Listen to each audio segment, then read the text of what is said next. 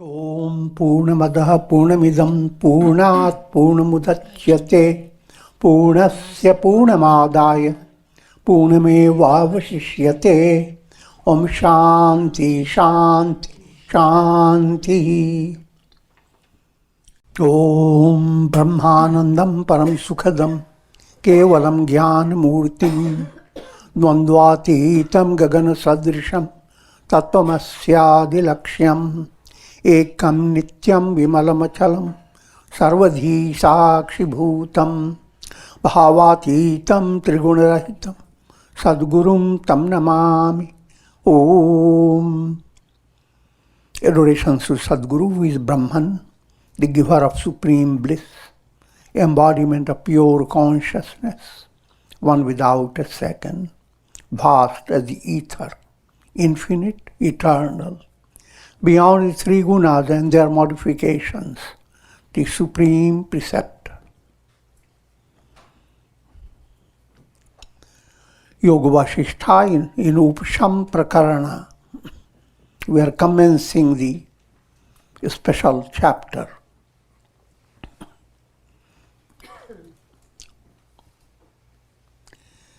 The royal court of King Dasharatha was so crowded with gods, sages, saints, kings, royal officers, and spiritual seekers that it appeared like the sky filled with shining stars.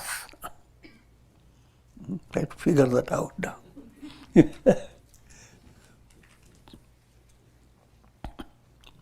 Upashama Prakarana. Upashama means quiescence of the mind. Mind enjoys serenity, shama. Upashama is ultimate serenity, the highest goal of serenity. For easy understanding, all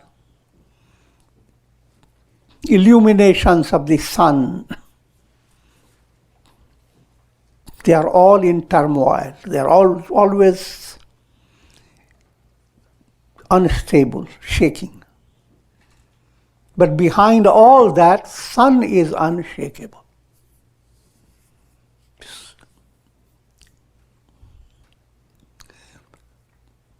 What I'm leading to understand, all your experiences are expressions of awareness.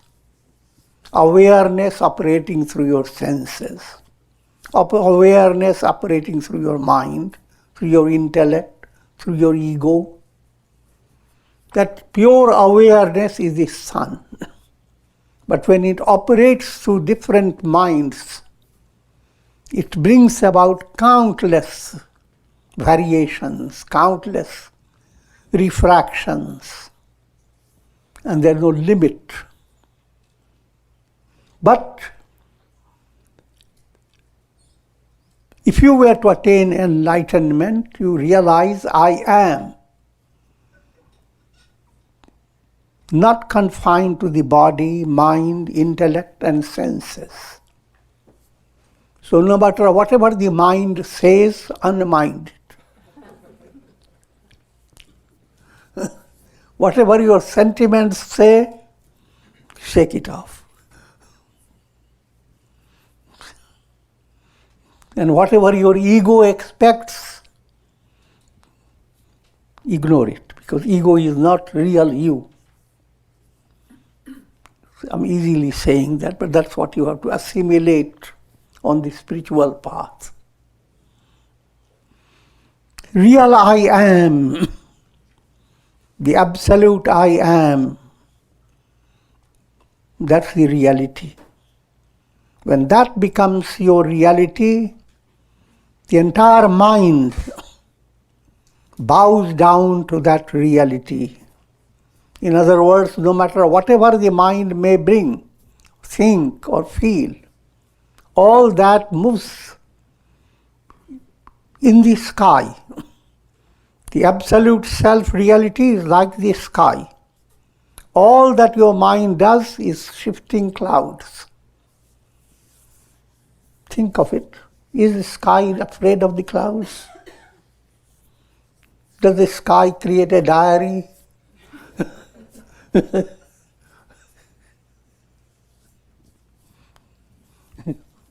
Is it offended by shouting clouds and storms? Or is it anyway benefited by soft, shimmering clouds? The sky is sky. That type of experience, revelation, is waiting for every soul. It's not something that accidentally can be experienced, but every soul has its essential nature, like the pure sun or like the pure sky. When that is realized, then it's called Upashama. Your mind is not just, you are not just enjoying the serenity, ordinary serenity of mind, but that serenity which reveals the highest. Having attained it, you say goodbye to the world forever. The whole world experience is never healthy experience of the soul.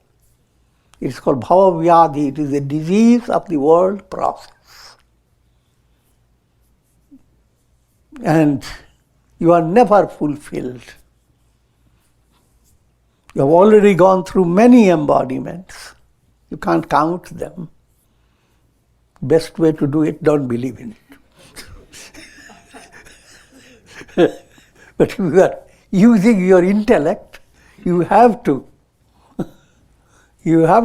grasp it, that you didn't just come from a zero. You have gone through many experiences. And when you quit the body, you are not finished. You go on with other bodies.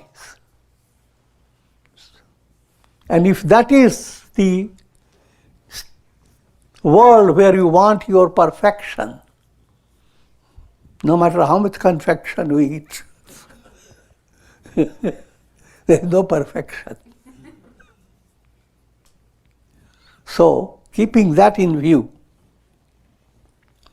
let me come to the topic here. In an allegorical way, Satsanga is being described. King Dasharatha has a hall and all people who have come together, that's the Satsanga atmosphere. In that atmosphere, Vasishtha goes on teaching Rama.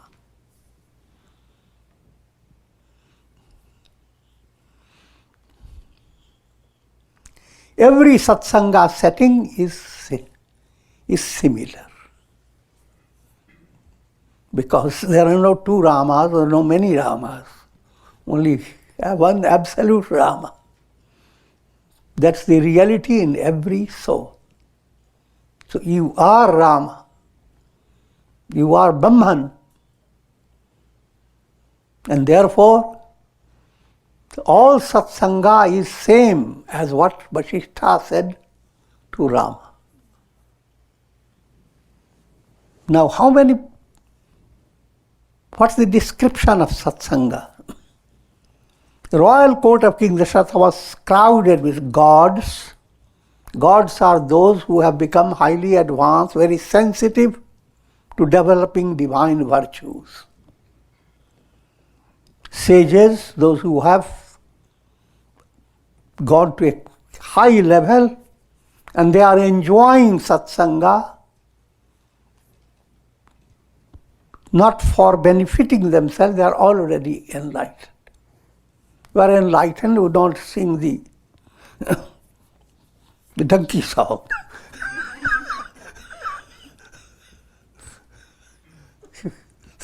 So you are enlightened, you continue with the positive. Kings, those who are exceedingly powerful, successful in the world,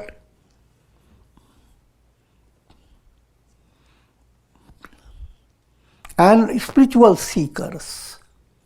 Seekers are in so many different levels. All these souls come together Your mind will say, what was that time in Treta Yuga? No, right here, at this very moment. All souls are not in one level, in so many stages.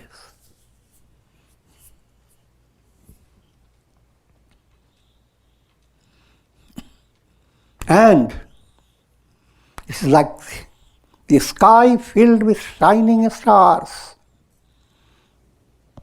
All listen to the illuminating teachings of sage Vasishtha as he continued to enlighten Rama.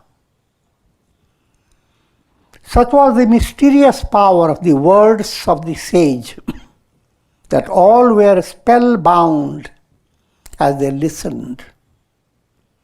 Even those who were Rajasic became like adept sannyasins as they sat still like painted pictures. What's being given to you? That what Satsanga does. People who have been Rajasic, mind going after so many pleasures of the world, they have already created a whole list of hotels where they have to go to find happiness. I'm joking, but try to understand. Those Rajasikas, when they come into Satsanga, and suddenly ring bells in their mind. And that switches their attention from all the pleasures to the joy that awaits by attaining enlightenment.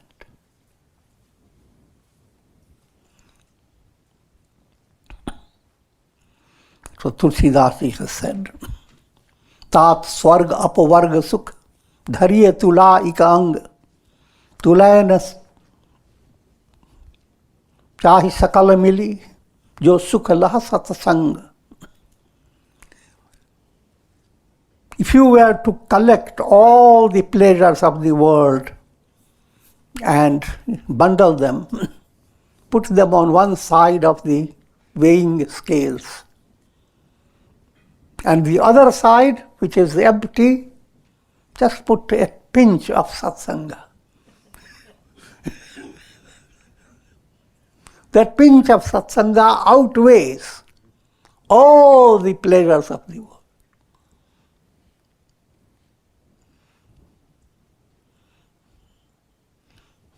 So that's what happens to those who were Rajasic. They get transformation. The same energy that was going into the world. And now they switch their whole movement on the spiritual path for attaining enlightenment. So Rajasikas who have been always listening to what is most fascinating in the world, now when they come into satsanga and they are led by little good karma, now they become like painted pictures. They never thought such things can be possible, that you can discover in your very heart infinite love of God. You don't have to go anywhere. And you can turn the entire world into glory of God. A few little things I have said, there are many more things.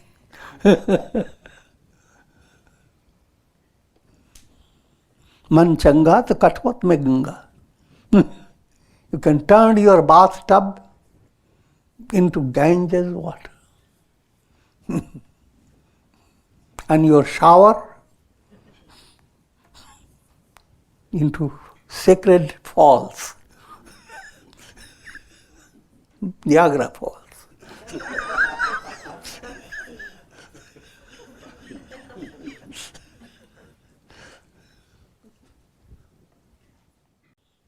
the atmosphere was filled with profound stillness. Even the birds stopped their warbling. And there's some people joining their birds.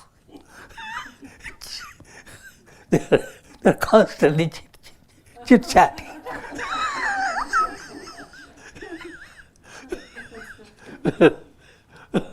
But the atmosphere of Satsanga mesmerizes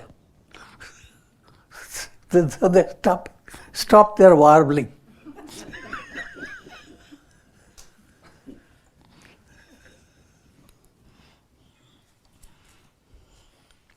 Such was the mysterious power of the words of the sage that all were spellbound.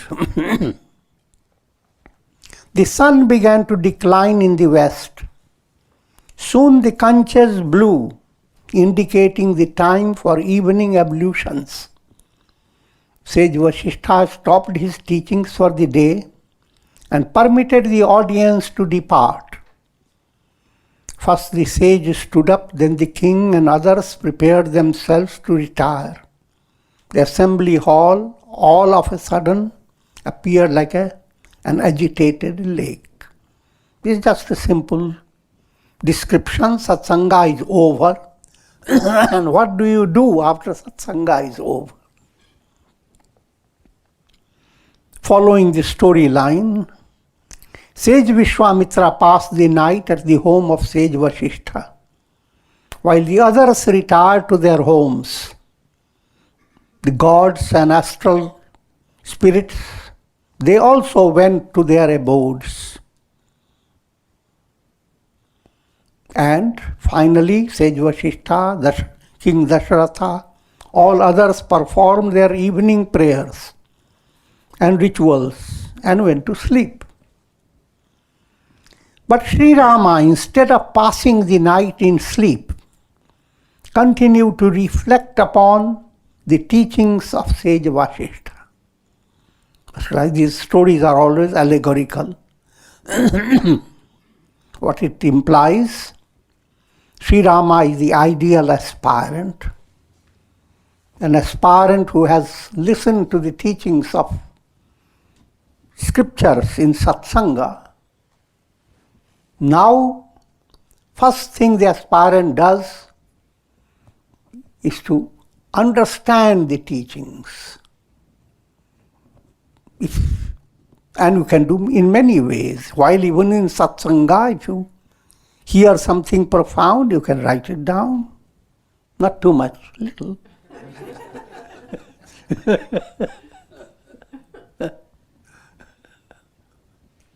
And when you are still, those ideas are fresh in your mind, now sit down, work upon it. Allow your mind to grasp it, assimilate it. Just like quickly you have received some delicious food in your tiffin. Now at home, find a restful place and take it according to your convenience.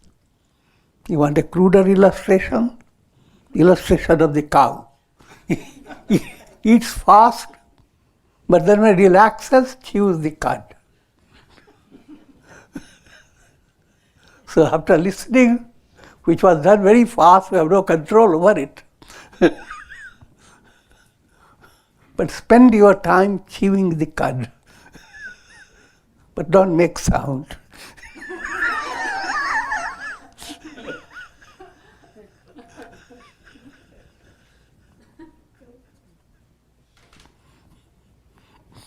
And put it in still more profound way. Develop a sensitive mind to figure out what you have listened to. And that doesn't have any period of time, any time during the day, any time when you are working. Keep the window open in your mind to gain an insight. And that aspect will not interfere with your activity. Because in internal expansion, internal relaxation is a source of inspiration behind your action. But again, it all depends upon your level. If you need to actually sit down and not be involved with activity, create that space, because this is most important for your life. And try to understand what you have heard and make notes so that you can follow it. And if it has been of benefit to you, share it with others. This is another trick to allow your own unconscious becoming more strong in holding that insight when you begin to share it.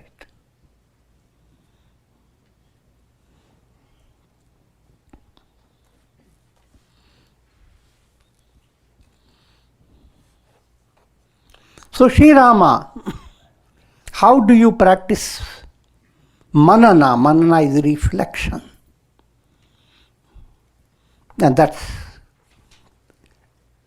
presented now in the Yoga Vasistha with the illustration of Sri Rama. How did he pass his time? Sri Rama, instead of passing the night in sleep, you don't follow it literally. Sleep means ignoring the teachings, or allowing your mind to become so procrastinating, your mind becoming dull.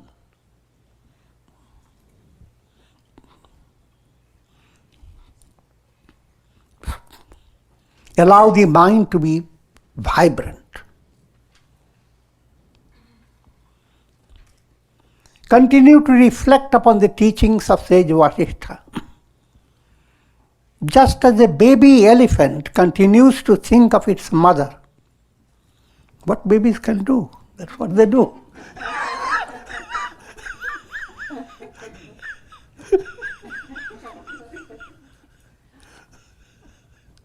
But the only difference here is, if you are an aspirant, you are not a baby horse, or a baby goat, or a baby deer. You are a baby elephant. The elephant, allegorically, is that type of strength, the strength arising out of your faith and profound understanding that gives you elephant power. It's like we consider horsepower is elephant power. And his spiritual heroes, they are described in the terms of elephant power. Bhima had 10,000 elephants' strength. And so, you get the baby elephant power. You start the baby elephant movement.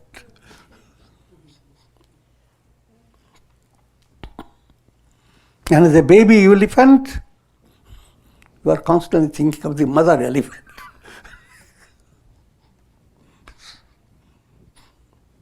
Ganesha's head is elephant.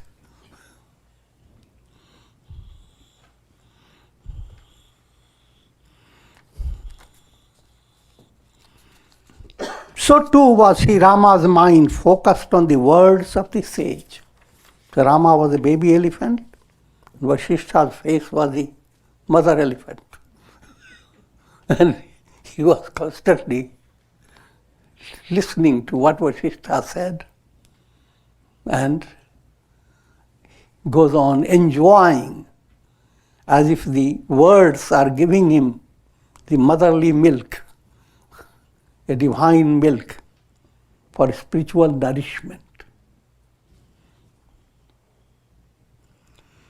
Sri Rama reflected thus: what is the nature of the world process? Now, when a baby sits in the arms of the mother Now the baby looks at the whole world.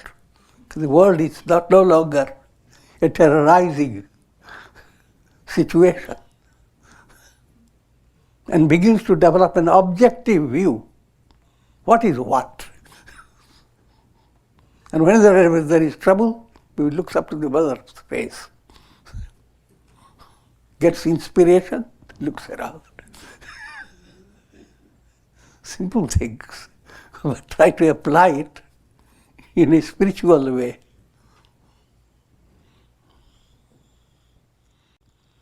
What is the nature of this world? Who are these people? People don't have any problem with that. But when you go to hospital and someone gives you your brain a sketch, then you have some idea of what a miracle is taking place through every individual body.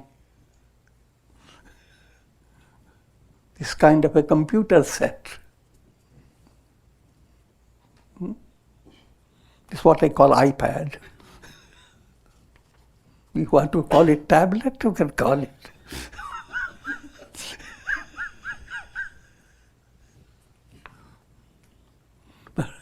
This is not a joke. Looks like a joke, but it is a reality. All your experiences, no matter how wonderful has been, they are coming through your brain and nervous system. Not a single word can you speak without the operation of your brain.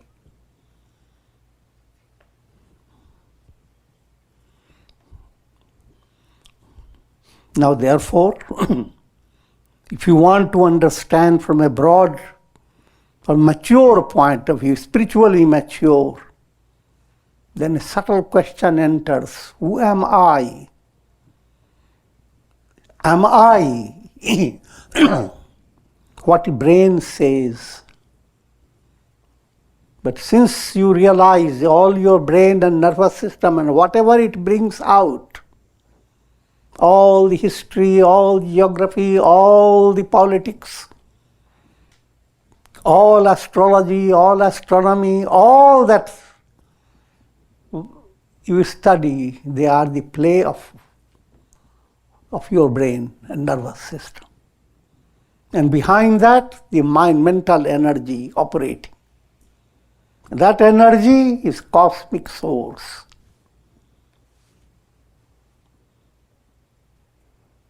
So therefore,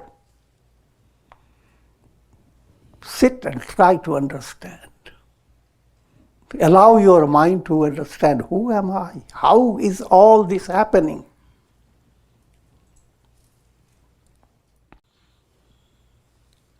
How can the mind be controlled? Whence is this mind? Whence is this Maya or cosmic illusion? And how can I overcome it? What did sage Vasishtha teach in order to control the mind? The highlight of the story, of the philosophy, is always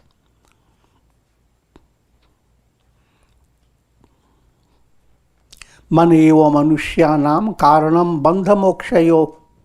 Mind is the cause of bondage and release.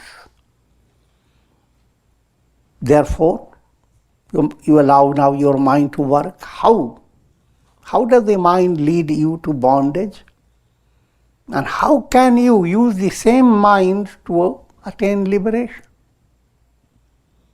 And you have to do work with the mind, nothing else is there for you. Same mind that created bondage has the subtle passage that utilize the mind, and the passage opens for leading you to enlightenment.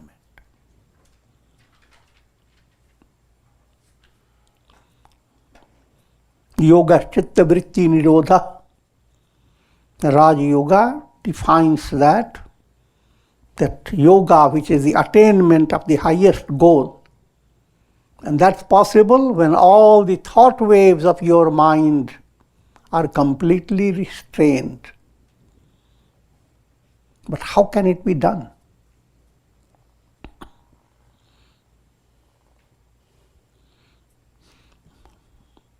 Also, you must understand, we are talking from a very advanced level. Disciplinary stage of yoga is allowing the thought waves to be cultured, controlled, modified. Advanced states, the entire mind itself must move away. How can it be done?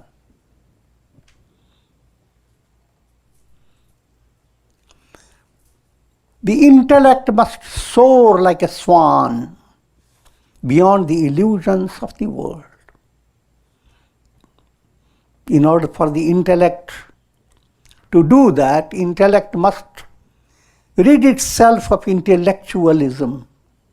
All isms are bad.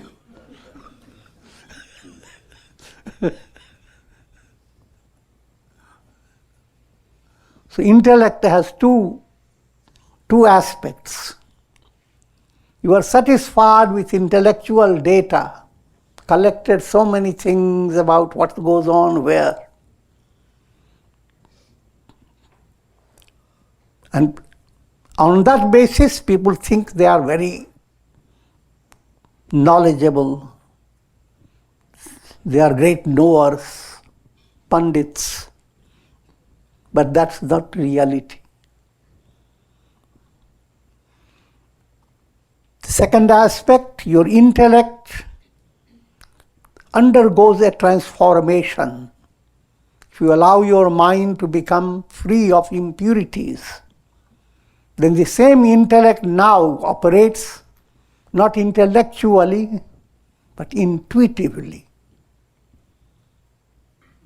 Even in your daily life, you will find the difference between intellectual way of trying to figure out a problem, an inspiring way by quick intuition.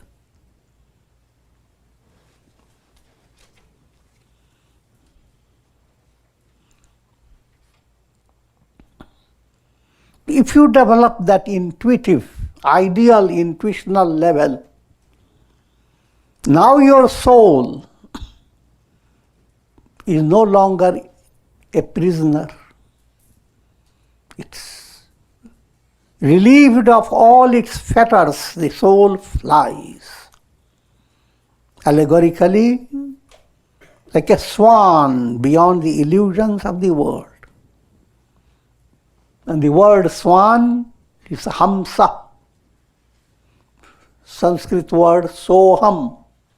That I am, you turn it around, becomes hamsa. And it means, hamsa means swan as well as I am that. So for all these scriptures are presented to people in a highly allegorical way. If it is not done, there will be no gathering of people. If you are only going to say, Brahman alone exists, the whole world is snake on the rope.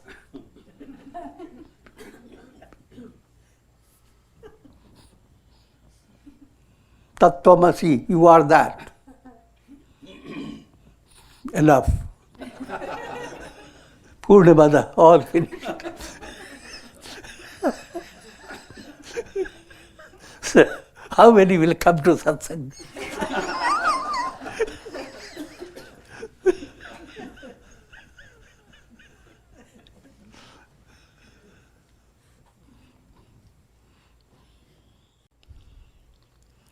When will I abide in the self and sport in the world as a liberated sage?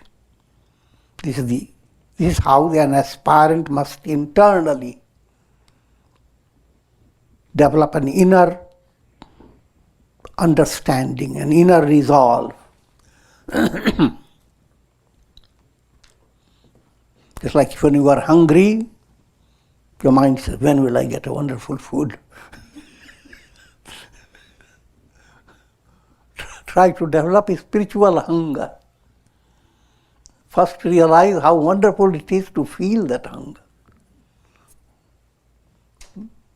If you have been sickly, not having good digestion, you are missing a great sense of joy. But the moment you feel hunger, the joy begins to come up.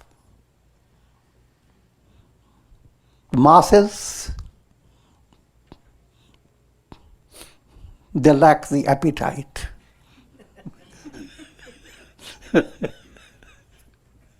Mandagni. Lack of digestion. When an aspirant develops the sense of great spiritual hunger and taste for divine food, when will I be able to cross the ocean of the world process, abounding with the sharks of desires and undercurrents of cravings? Also, if you have hunger, comes two types. One is called chor bhuk, stealthy hunger. Instead of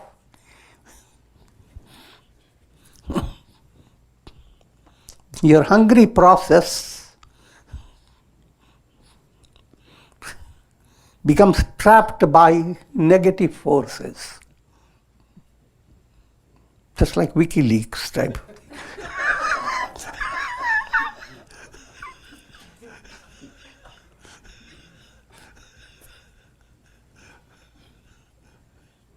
So, you become hungry not really to nourish yourself,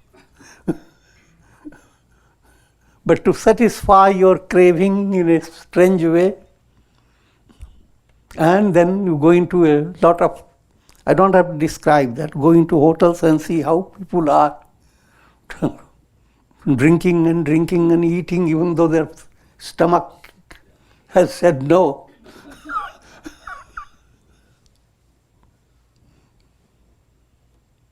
So, this is the ocean of the world process, with the sharks of desires and undercurrents of cravings. When will this apparent wave of my individuality, which is whipped by the storm of cravings, which abounds with the whales and sharks of desires and expectations, merge into the ocean of the divine self?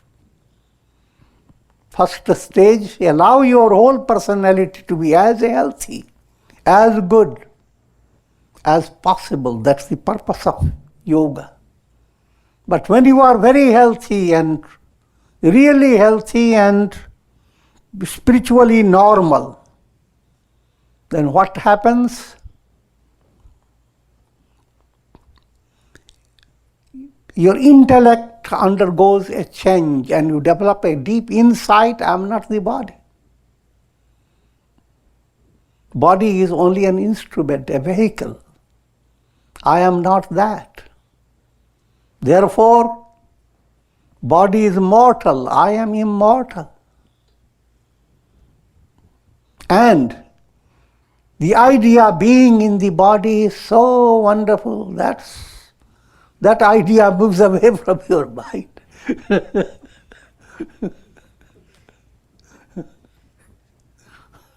Choose the difference between being the sun or staying as in a bucket.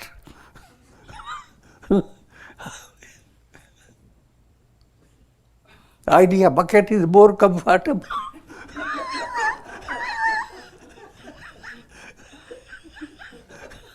That's ridiculous.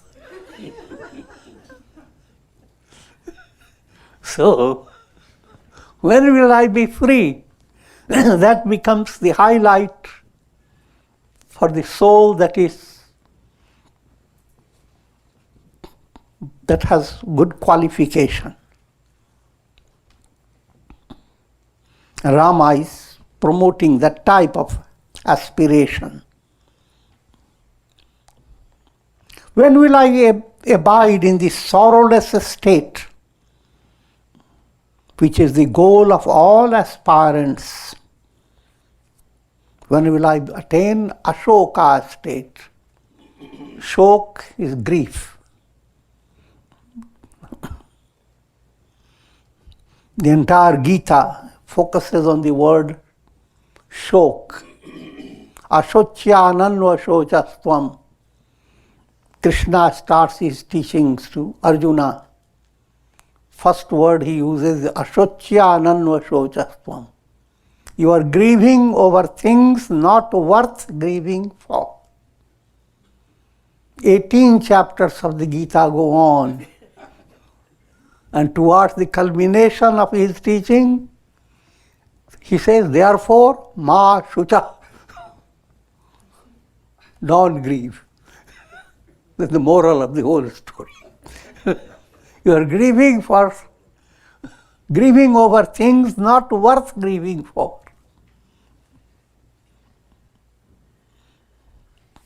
You see a rainbow, they vanish, and you start crying. It's not worth grieving for. Therefore, stop grieving. All your attainments through karmas, through your body, mind, personality, all these are in the realm of Maya, illusion. They do not impact upon the reality. The reality remains untouched. Your real I am is not in trouble at all. So if you are concerned for who am I am, it's not worth grieving for. Just realize who am I. You are the sun, not in the bucket. But all this is, I'm talking at the very advanced level. But the advanced ideal becomes a source of inspiration when you follow the spiritual path.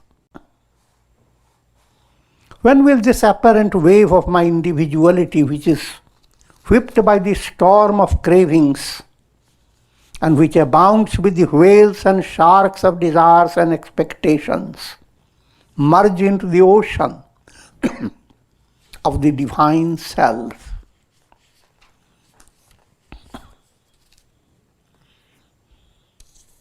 When will I abide in the sorrowless state, which is the goal of all aspirants?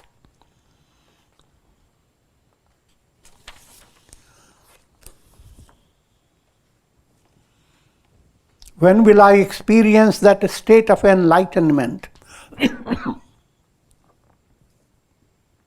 which is even like the full moon, flooding the heart with its cooling rays of bliss and peace? This fever of the world process is consuming every limb of my body. It is destroying my vitality and strength. When will I be rid of this awful malady?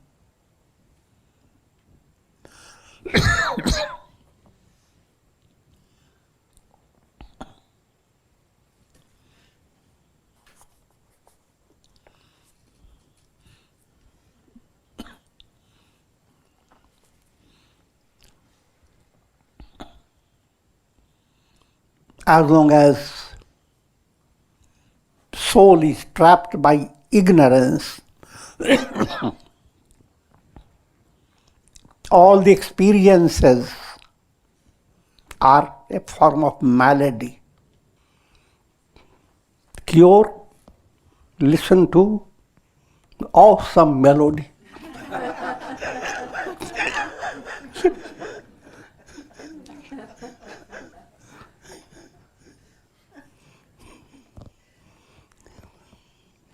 That comes from universe. The whole world becomes just a verse.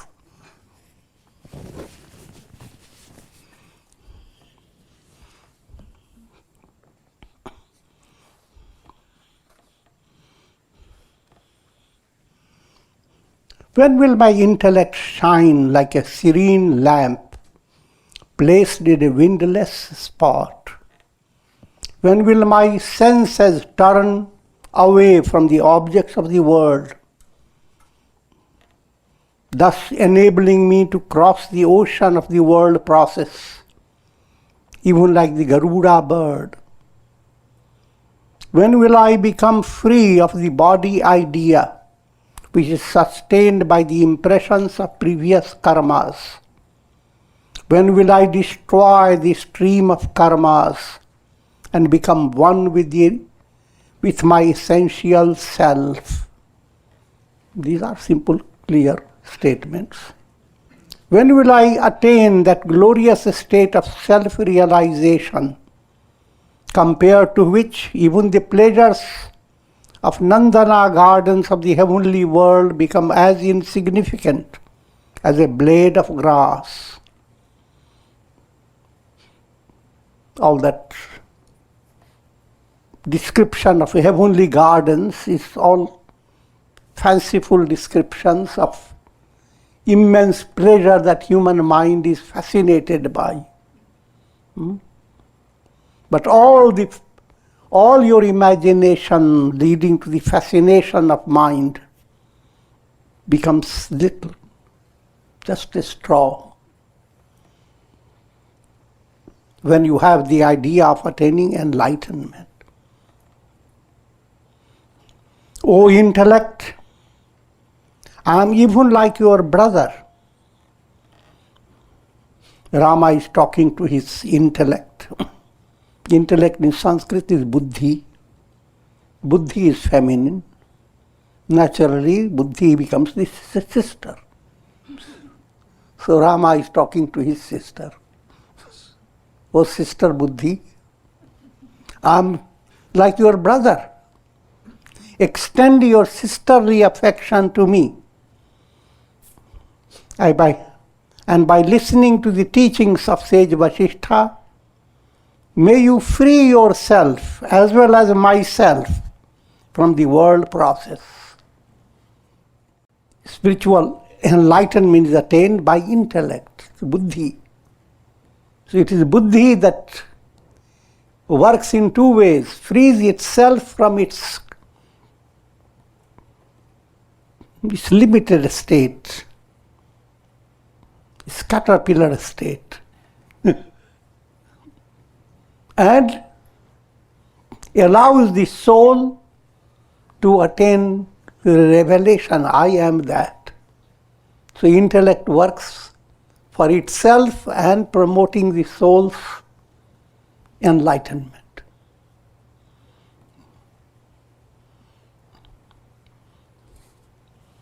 But then the soul must urge the intellect to do both. All this allegorical, so don't go into too much of problem about it. O intellect, the teaching that has been thought of 1,000 times but has not been accepted by you will disappear like the wintry clouds in the sky. All the teachings you have heard 1,000 times, but you have put your sister intellect in behind the door.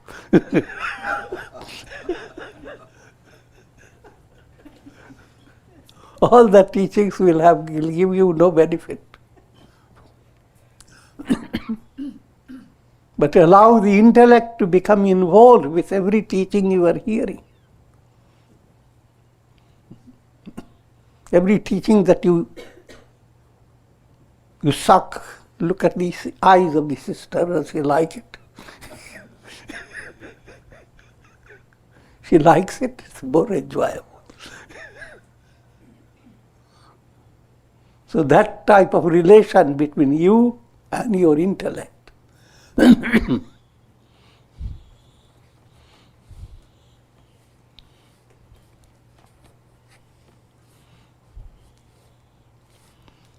But the teachings that have been accepted by you will continue to shine brighter and brighter, like the rising sun.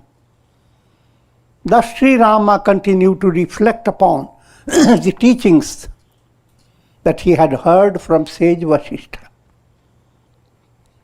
And again he sought to persuade his mind, his intellect and senses to promote the mystic movement leading to self-realization. And we will conclude at this.